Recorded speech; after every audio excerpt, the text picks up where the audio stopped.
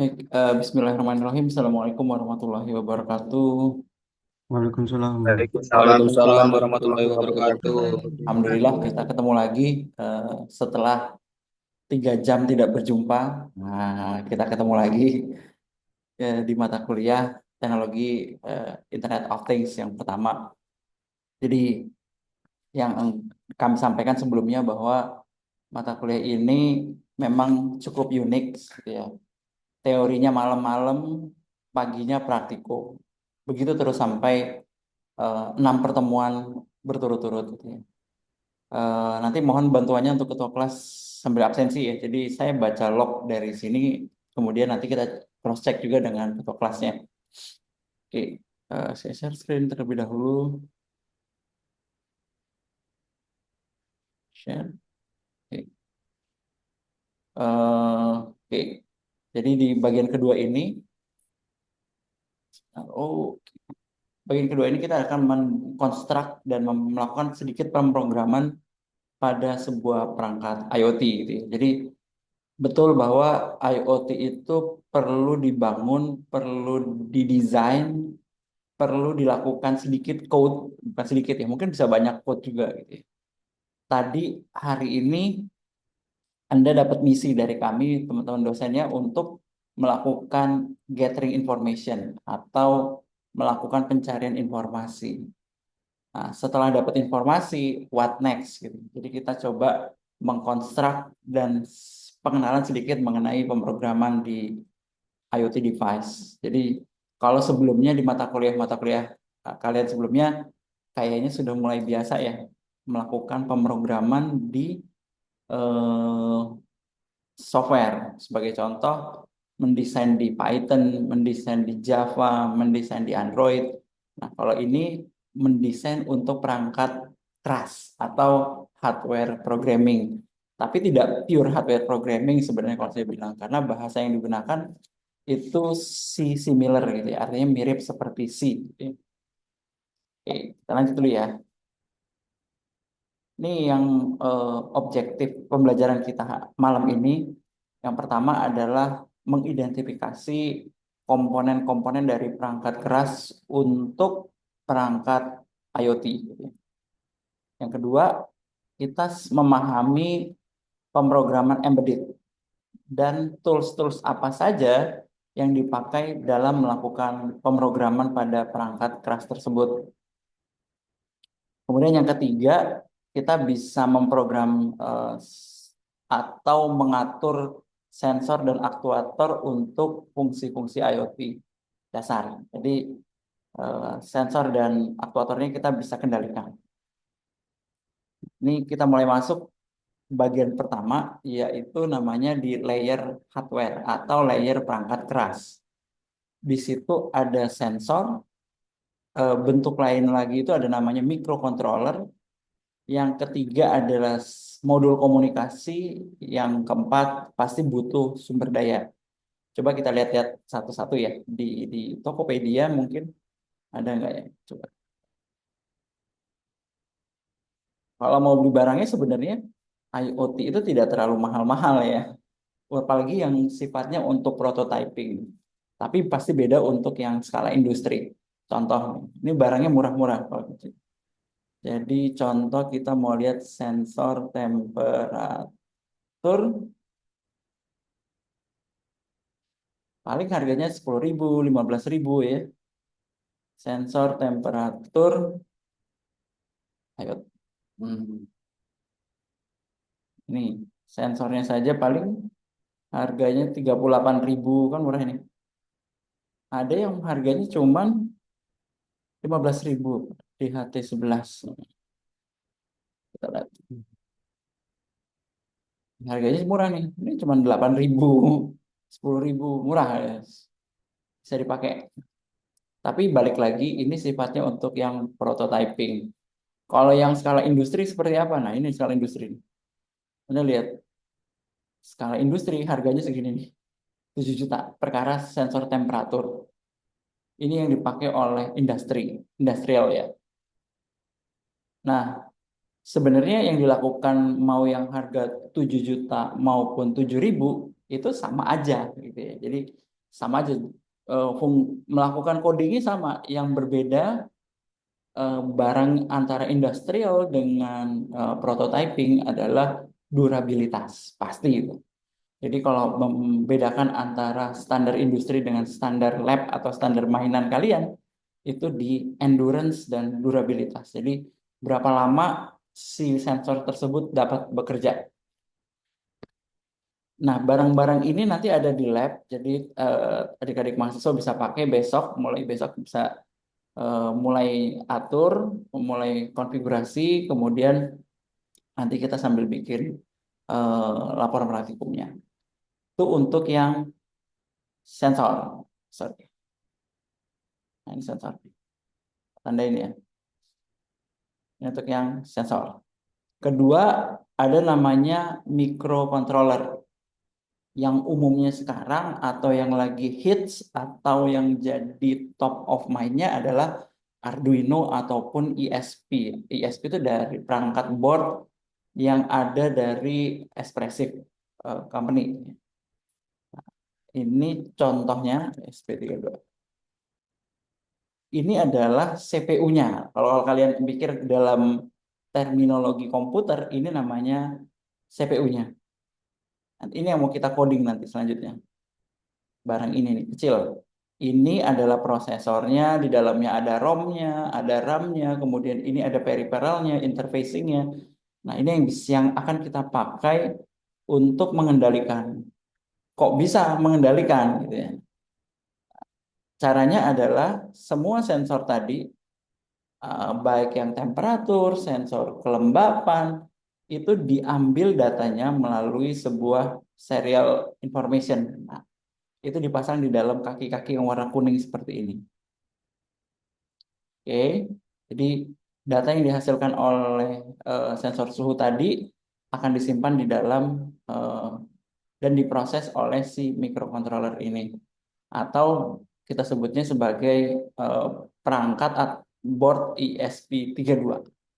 Ini canggih nih. Di dalam perangkat yang harganya 22.000 ini, di dalam sini udah ada Wi-Fi-nya, ada Bluetooth Low Energy BLE ya. BLE itu adalah saluran kanal informasi yang dipakai biasanya di smartwatch menuju ke Android. Jadi Bluetooth tapi low energy.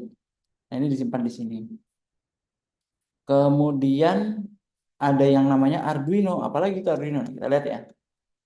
Arduino itu sebenarnya ini nih alat, kalau di Italia sendiri ini adalah media pembelajaran ini. Ini alat untuk belajar anak untuk belajar, siswa SD untuk belajar mikrokomputer atau mikroelektronika pakai di sini. Ini sama aja sih seperti fungsinya di ESP32.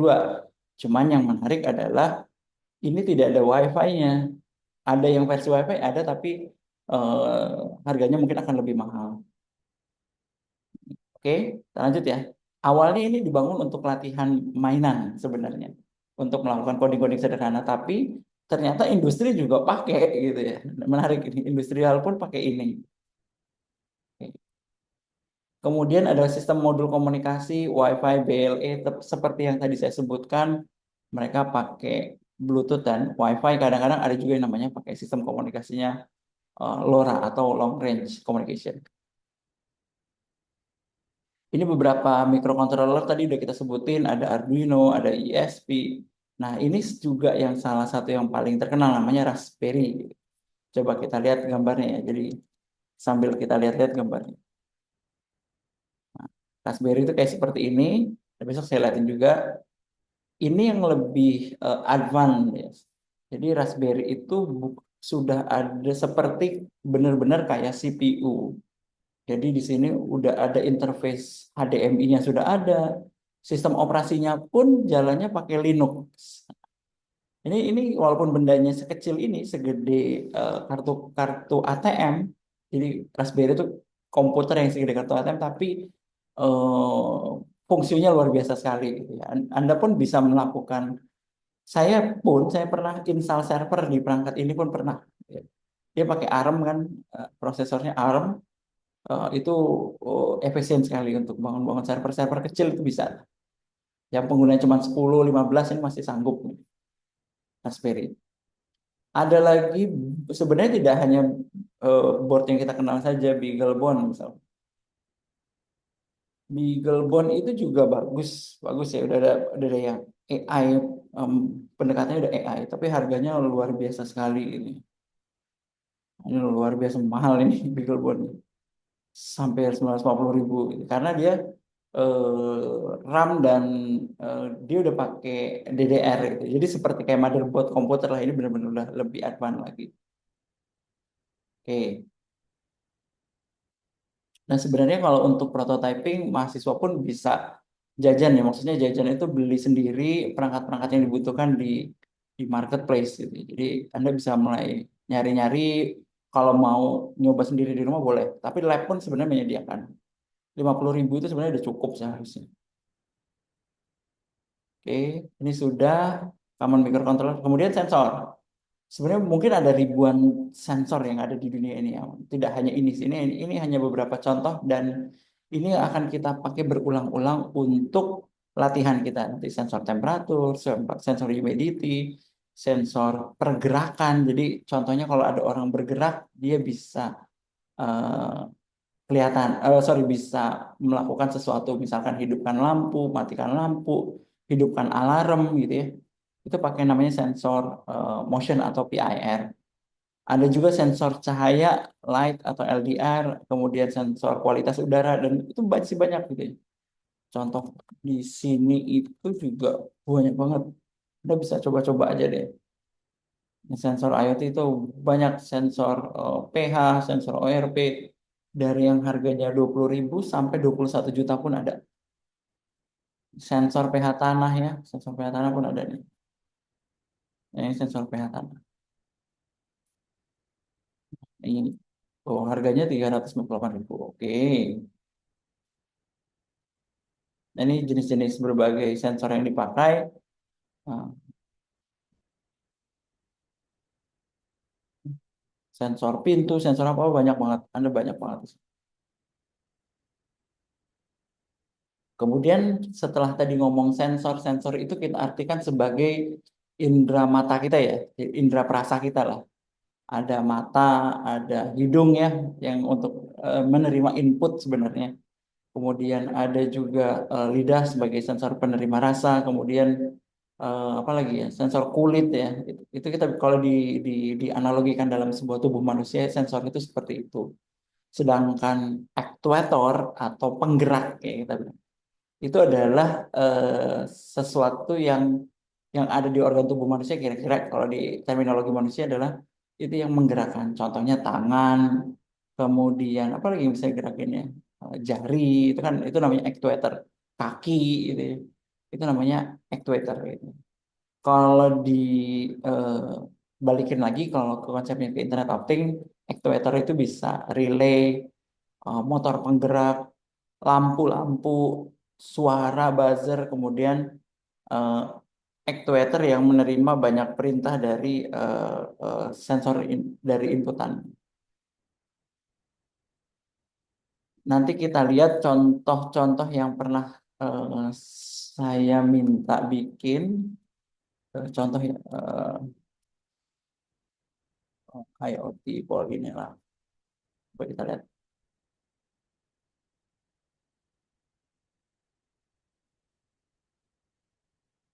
Hmm,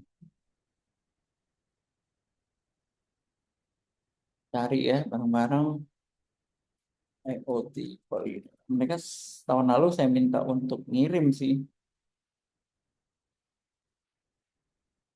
Ini yang coba kita lihat bareng-bareng ya. Nanti Anda bisa setelah melihat ini, video ini, saya coba minta beberapa orang untuk coba sebutin mana yang jadi sensor, mana yang jadi actuator. Kita lihat.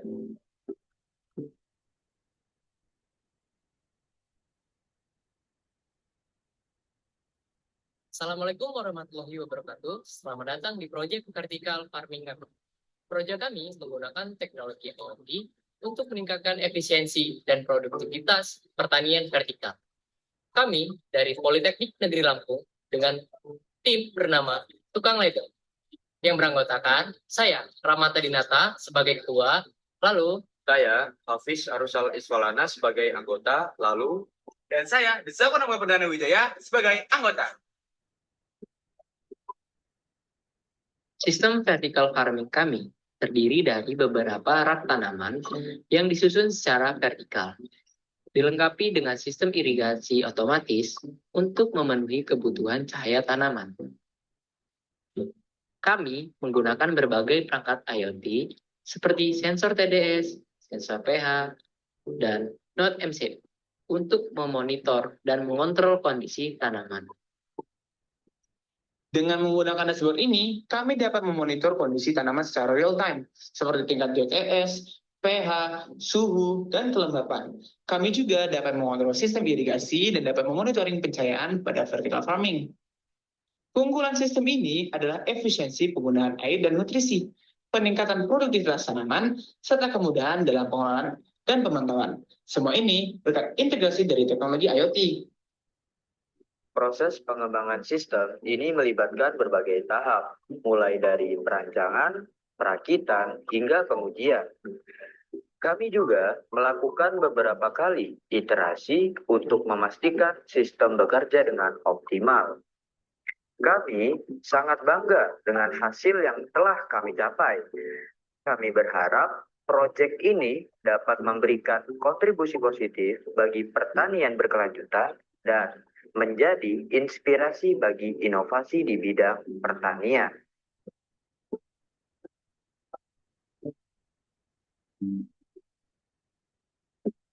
Nah, itu tadi adalah penjelasan dari proyek vertical farming kami.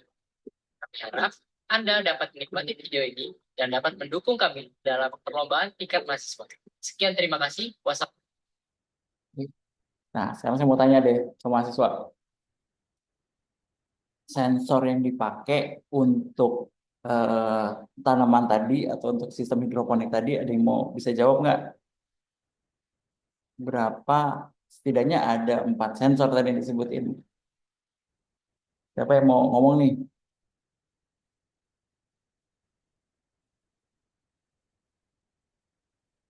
Kalau nggak ada, ya biasa. Saya tunjuk. Aan, mana Aan?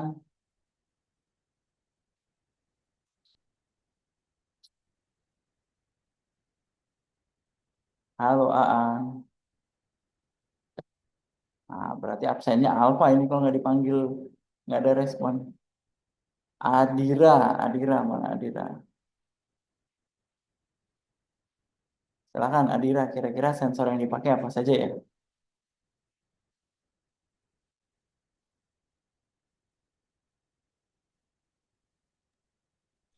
Izin Pak.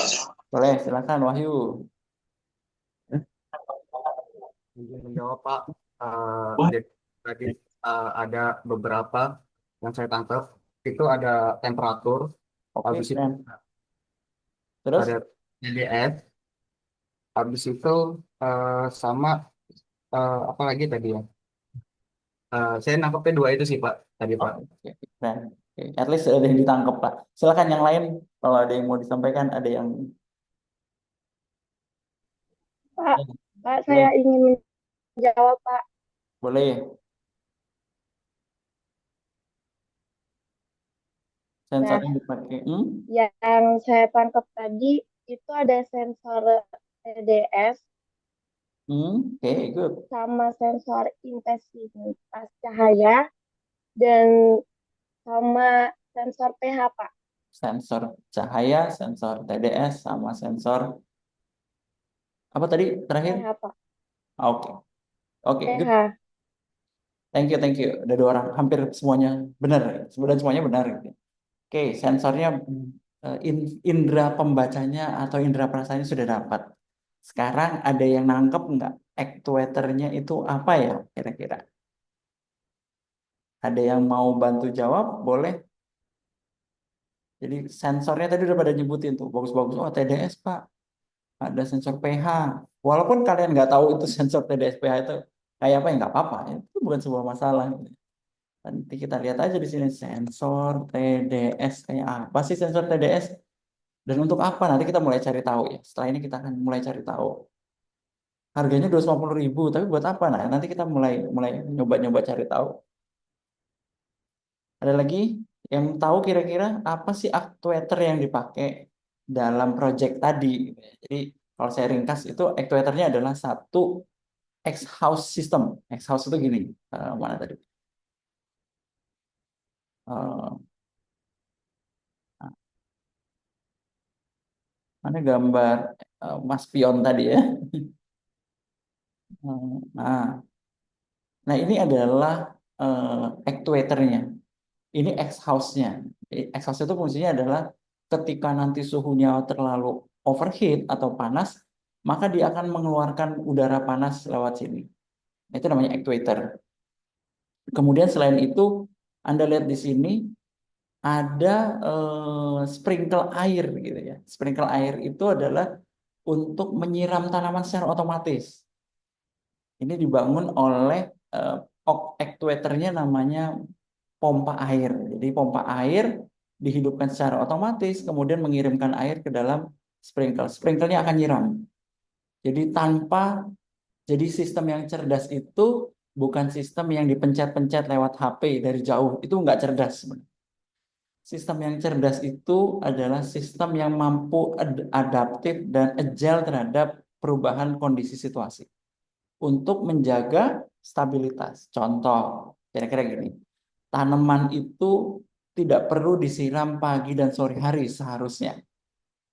Kenapa? Karena mungkin saja dalam suatu siklus hidup ada hujan, ada kekeringan yang sangat ekstra.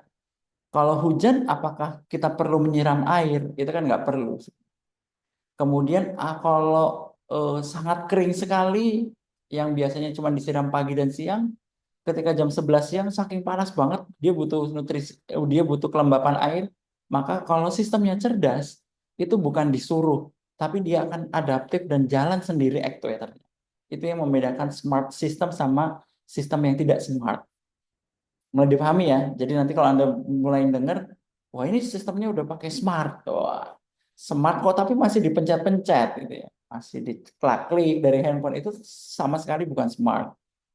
Smart itu adalah singkatannya smart itu adalah ada 5.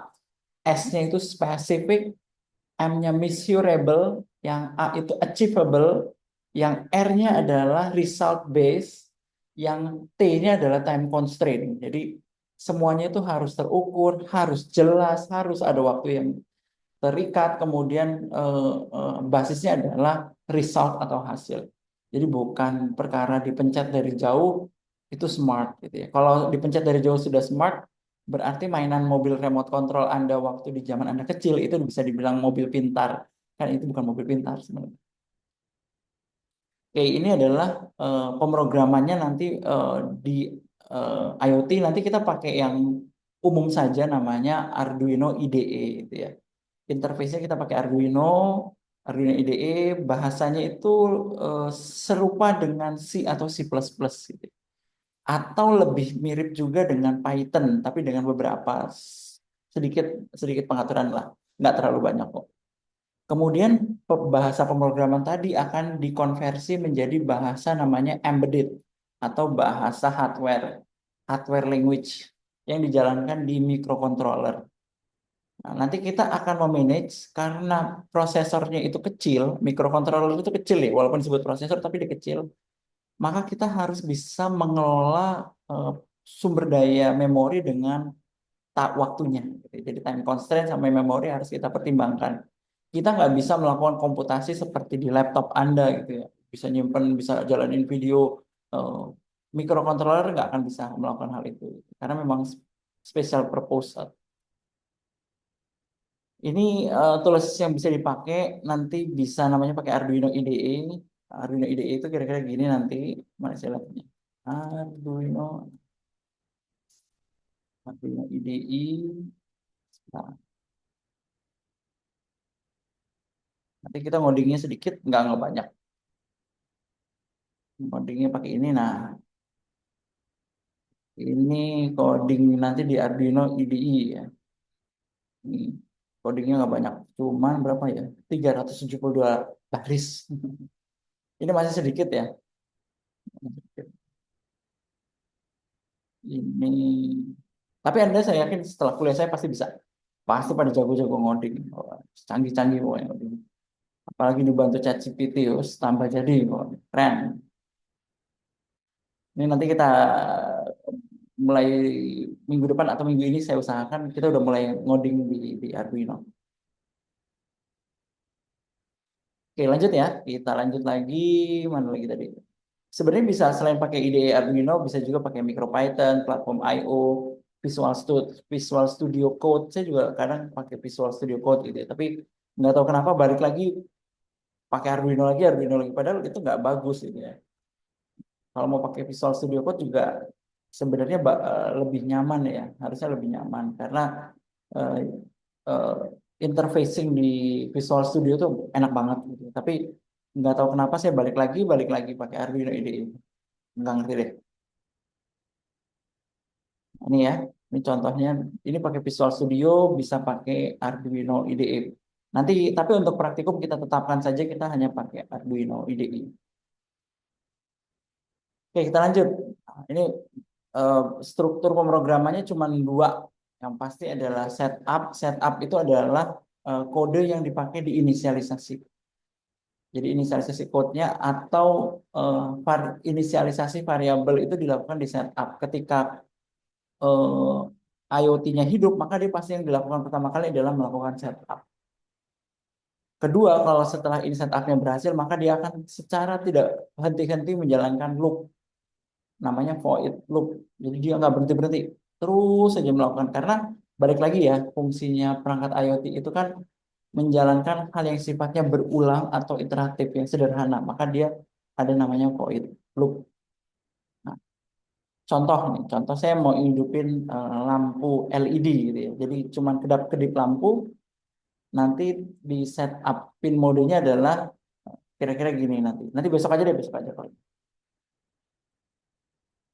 Kemudian kalau mau baca sensor suhu, ini contoh ya, sensor suhu, kita tinggal inisialisasi variabel, plotting temperatur, baca kelasnya DHT, kemudian baca temperatur, baca kelembapan.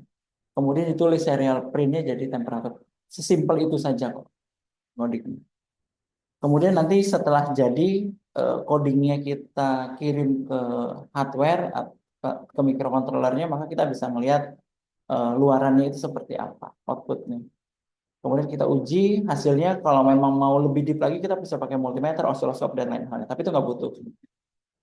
Nah, yang menarik adalah kalau kalau implementasi IoT itu nanti problem paling mendasar itu adalah namanya sumber daya power gitu ya. Kalau kita pakai baterai atau sumber satu daya itu pasti nggak akan lama dan itu pasti akan habis. Maka kita perlu mengatur optimalisasi penggunaan daya hidup baterai. Kemudian ada namanya sleep mode atau penggunaan solar panel kalau memang misalkan itu disimpan di tengah rural area gitu ya. Kemarin saya bersama teman-teman di Elektro itu bikin penyiram, sorry, pemberian pakan ikan pakai IoT tapi bantu pakai tenaga surya gitu ya, atau solar panel. Itu lumayan membantu. Jadi nggak pakai listrik negara lagi, tapi bisa jalan. Kemudian contoh yang lainnya adalah menjaga kelembapan tanah ya, namanya soil moisturizer system gitu ya. Jadi kita membangun sistem untuk menjaga kelembapannya. Cara kerjanya gimana? Si sensor tanah ya, sensor tanah itu gini bentuknya nih. Sampai kita lihat gambar-gambarnya ya, sensor tanah. Ini sensor tanah dipasang di tanah, harganya cuma 6.500 untuk yang prototyping. Tapi kalau yang industri agak bahkan bisa 4 juta deh, bukan 400.000. Nah, sensor tanah dipasang, kemudian dibaca berapa tingkat kelembapan tanah tersebut. Jika kurang, maka si actuatornya atau si penggeraknya atau si tangannya akan menjalankan pompanya tadi. Logika yang dipakai adalah moisturizernya tingkat ambang batas kelembapan akan men-trigger sistem irigasinya. Jadi ada namanya nilai ambang batas threshold sebagai contoh. Nilai ambang batasnya adalah ditetapkan sebesar 80 sebagai contoh ya. Jadi kalau kelembapannya kurang dari 80, maka lakukan apapun supaya biar 80. Tapi kalau udah 90, kita tidak perlu men-trigger sistem irigasinya. Itu namanya logika yang dipakai. Oke, itu terkait dengan pengenalan singkat mengenai IoT. Jadi kesimpulannya adalah untuk membangun dan melakukan code pada perangkat IoT adalah kita tentukan hardware apa yang paling tepat. Kemudian sebisa mungkin codingnya jangan yang kompleks. Sebisa mungkin codingnya itu harus efisien. Nah, selanjutnya kita bisa membaca dan mengendalikan logika-logika yang dipakai setelah code kita dijalankan. Nanti untuk besok ya praktikum, untuk kelas mahasiswa yang praktikum, kita pakai sebelum pakai perangkat yang beneran pakai namanya simulator, namanya Walkway. Ini Walkway ini adalah salah satu contoh simulator.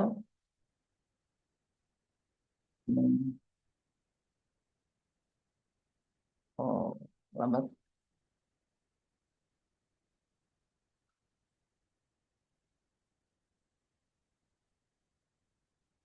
Ya. Nanti sambil buka-buka ya kalian ya. Walkway itu apa? Sambil dioprek-oprek. Sejauh ini ada pertanyaan dari mahasiswa, boleh?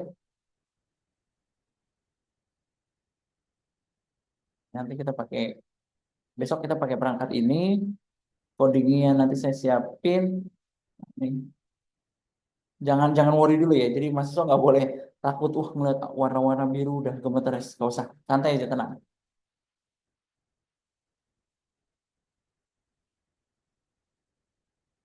Jadi ini simulatornya. Ada pertanyaan silakan. Pak, Pak, saya ingin bertanya, Pak. Boleh, hafal silakan. Nah, tadi kan dibilang kita bakal lebih sering pakai C++ atau Python. Mm-mm. Nah, eh, apa sih kekurangannya kalau misalkan kita pakai bahasa pemrograman lain gitu? Oke, oke, oke. Apa kekurangannya kalau kita pakai bahasa pemrograman yang lain? Hmm, Sejauh ini itu tuh bahasa yang dipakai itu sebenarnya ya. Kalau kita di elektronika itu ada dua hal yang kita pakai sebenarnya dalam bahasa pemrograman untuk hardware, namanya HDL. Hanya ada Verilog sama VHDL. Namun eh, untuk mempelajari bahasa tersebut cukup sangat kompleks. Saya akui sangat kompleks sekali, gitu. Sehingga muncullah bahasa namanya interpreter.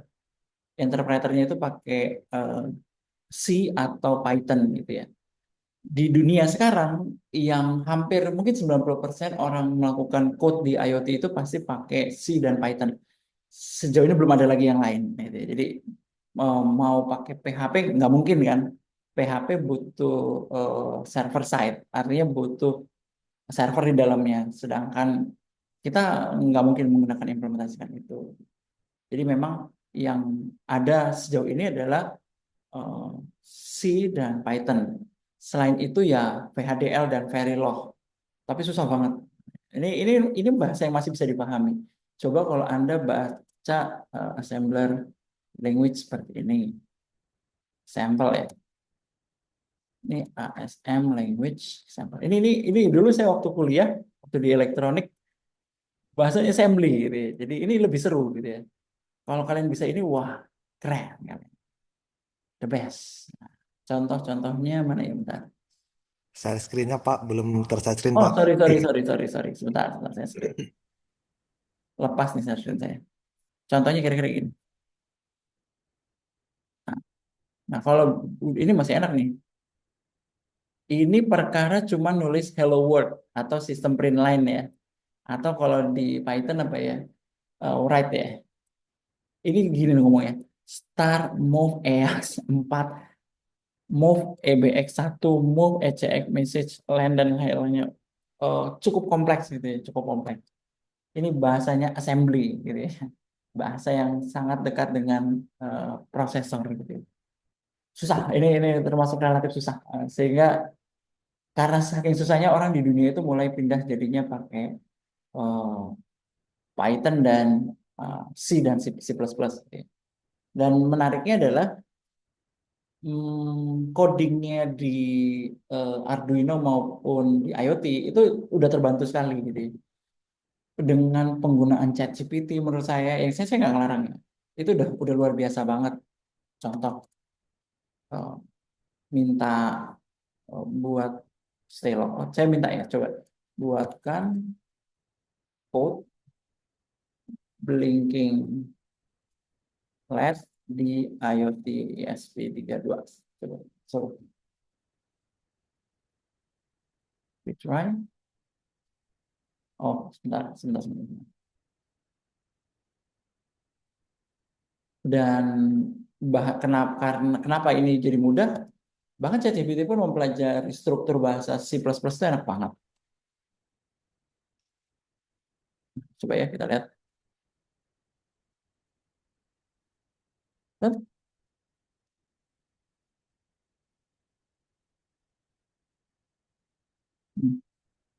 Arduino C++.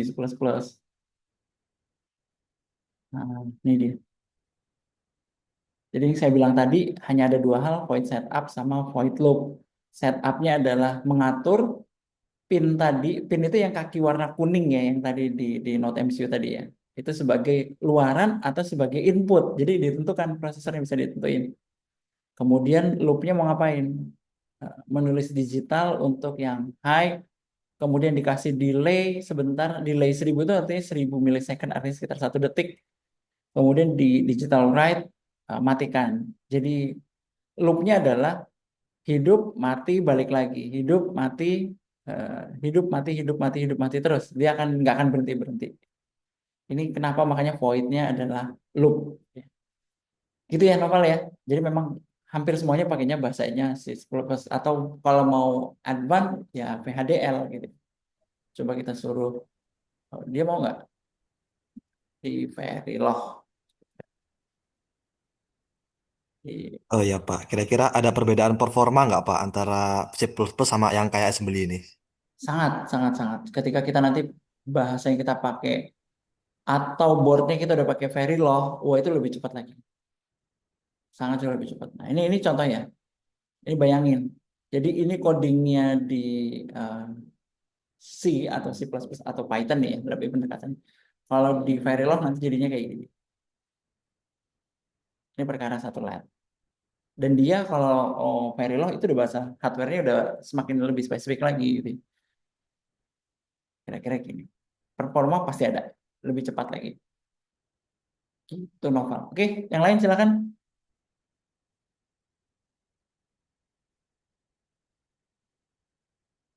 Jangan ini ya, maksudnya jangan worry dulu dengan bahasa programan. Kita nggak boleh anti dengan itu. Oke, clear ya?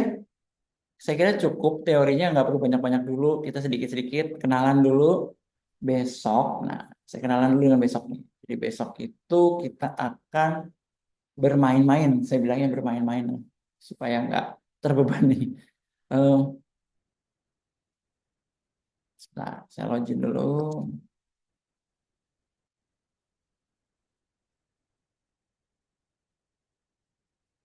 Oh,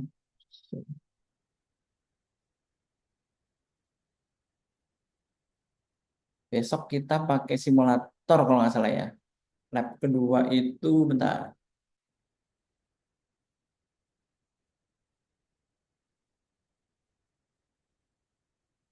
Nah, opsi.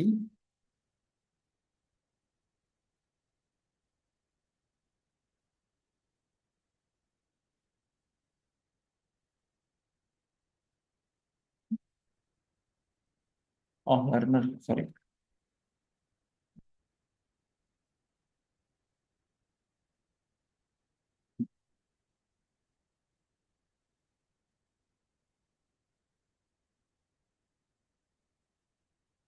Besok untuk praktikum nanti langsung aja. Kalau udah nyampe lab ya, kita akan ngoprek. Sebentar.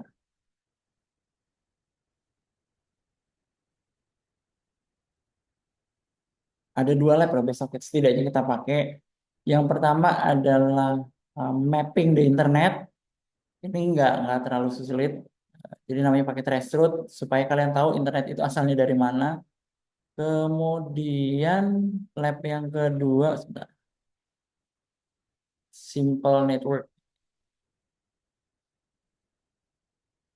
Nah, ini dia nih. Sama dua lab ini saja kita besok fokus mapping internet sama 124 sama 127 gitu ya.